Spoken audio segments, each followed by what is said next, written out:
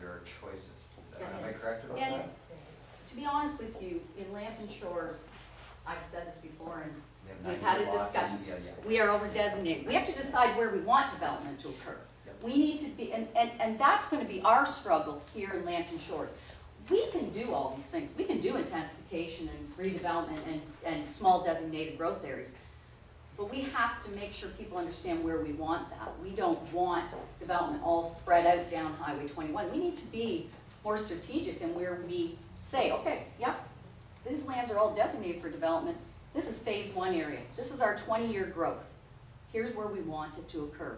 There's lots of options within this area, lots of land, okay? That's what we need to do. And that's what our current OP lacks.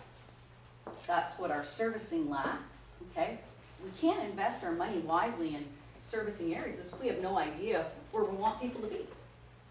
And the province is pushing compact growth. So if we have a piece of property that's developed here, this is our settlement area, we've got a piece right on the edge that's developed. We want to go right next door. We don't want to hopscotch and go 2 miles down the road. We want to be compact. And it won't, in all honesty, it won't be hard for us to achieve that at all in any of our communities. We have land designated for development. And it is like that, except along Highway 20 and the west was I guess from my perspective, it isn't difficult. No, it is not difficult to designate areas as intensification areas. But the question is does that sell? Because so many people, retirees, are escaping intensification to come to the less intensified areas, and that's why there's such a demand in Southcott and Beach of Pines and Huron as well, because there's an attraction to having space, having greenery, having lot sizes that are larger. And so, you know, theoretically the idea makes sense, but it really does seem to work in the larger urban areas better than building high-rise buildings or multi-level buildings in Grand Bend or here in Thetford, or putting people on small little lots, you know, 7 per acre or something like that, where people are intense. If you were in a heavily, densely populated area, it would make sense, but here, I don't know if it really is us. Well, I think you just have to look in our existing communities, and it is. It is actually. If you look in Forest at the size of lots that exist, if you look in Grand Bend proper, if we look at what we call the jungle, the lots there are minute. 1024. 1024. But that's different. I mean, No. they're larger than Sarnia. I mean, they're larger lots than Yukon and Sarnia. Well, not necessarily. I work in those areas. Not necessarily. Yes, Huron Woods and Southcott Pines are, okay? And some of the other development we've got on Highway 21 are, okay? Yes, I'm not saying they don't exist. But that's not, I mean, we have other development. We have, I guess I would say to you, we've just issued a building permit for a 3-story apartment building. Obviously, there's a demand, or it wouldn't be built. But there has to be a balance, right? Well, because we but we can't say have a we're balance. only doing intensification.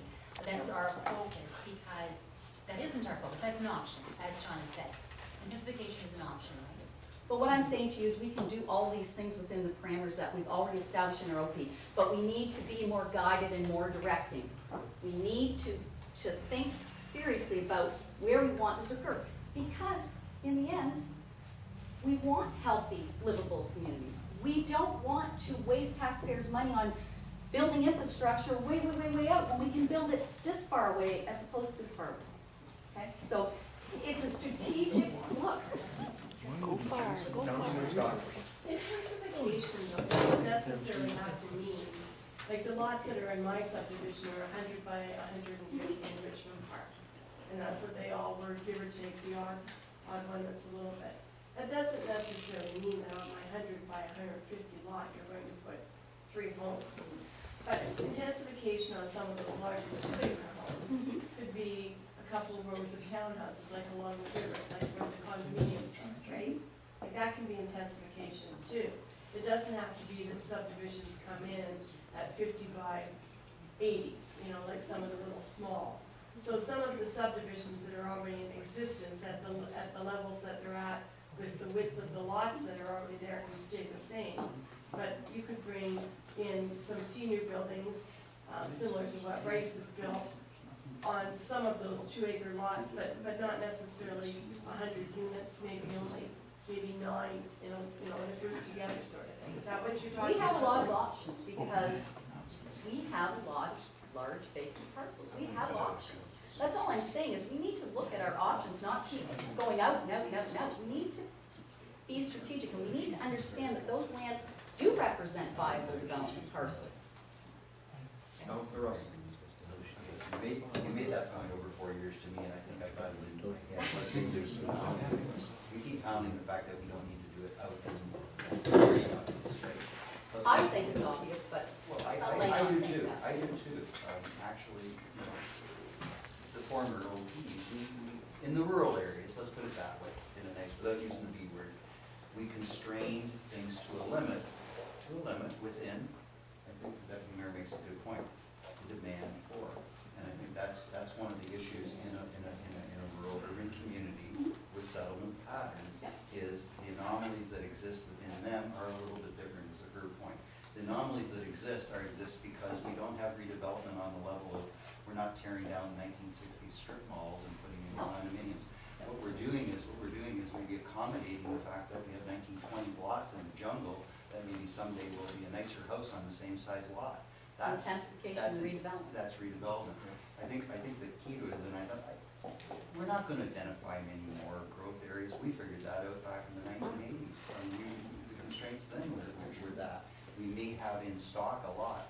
This is really, I think it's an opportunity more than anything. I don't think we should think about it as a negative. It's a phenomenal opportunity. We can control the growth. Limits to growth should be discussed, as far as I'm concerned. Limits to growth, because it's the quality of life. People here demand a certain quality of life. The ones who live here for a good reason. And that's, I think, where you're going, is that we have choices to make. So, Yes. stop. I think we I know believe we you. can. I don't know if you do. I think we do. Councillor Underwood. I was going to say one thing, but what's interesting when you're talking about creating a need, which is basically what we're looking at, it's happening anyway. Demographically, what's happened is the kids of, it's funny, in the 50s, people lived in the small towns. In the 60s and 70s, they all said, I'm not staying with mom and dad, and they all went to the cities. Now their grandchildren are starting to come back to small towns. And they're also looking at the baby boomers, and baby boomers seem to be not going the way they expected. They're looking for communities that are 10, 20 minutes from a beach, with all the facilities in town, where they can walk, and they don't mind living next to other people. They don't want to be in the middle of remote nowhere. And that's starting to happen. So the demand is happening. You can see the direction. This is not a bad way to go at all, especially for forests. The rest of you, hey, whatever. We'll move on. Moving on. All right, so what's meant by redevelopment? Redevelopment is defined by the PPS means the creation of new units, uses, or lots on previously developed land in existing communities, including brownfields. Okay, anybody know what a brownfield site is? We got one in our code. Reach is right there. Had one in there. So a brownfield site, we don't have a lot of brownfield sites that have been identified. We may have more out there, but, so it's an undeveloped or previously developed property that may be contaminated. They are usually, but not exclusively, former industrial or commercial properties that may be underutilized, derelict, or vacant. You get a lot more of those in big cities. We have a lot that we don't know. We might. Oh, we do, I know we do. So, but, I mean, we may run into this from time to time. I doubt it's gonna be a major issue, but just so you know. Okay, so, the PPS promotes growth in settlement areas, okay? We already know where our settlement areas are here, and they want them to be vital and regenerate. So, what is meant by settlement area in the PPS? Okay. It means urban areas and rural settlement areas within municipalities such as cities, towns, villages, and hamlets that are built-up areas where development is concentrated and which have a mix of land uses, and lands which have been designated in an official plan for development over the long-term planning horizon provided in the policy, which is 20 years. So, we know where our settlement areas are. It's just a matter of managing them a little bit better in our new official plan.